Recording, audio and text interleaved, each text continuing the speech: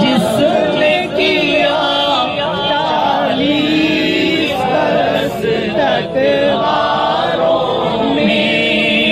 एक रोज चमकने वाली थी सब दुनिया के दरबारों में।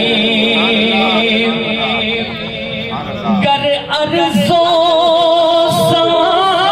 की महफिल में लौला कलमा का शोर न हो।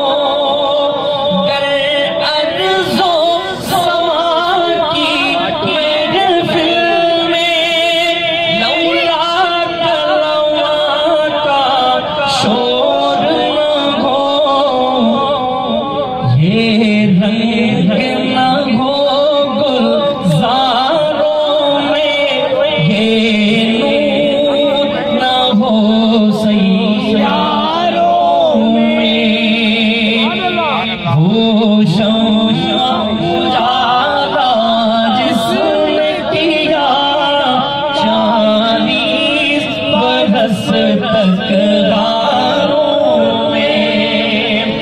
और जो फलसफियों पे खुल न सका, जो नुक्ता बरों से हल न हुआ, जो फलसफियों पे खुल न सका, जो नुक्ता बरों से हल न हुआ, वो राज़िक कमली वाले ने बतला दिया चंद इशारों में। वो राज़िक कमली वाले ने बतला दिया चंद इशारों में। वो उजाला जिसने किया 40 बरस तक हारों में।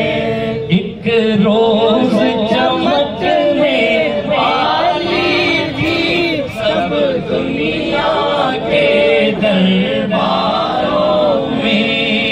एक रोज चमकने वाली थी सब दुनिया के दरबारों में।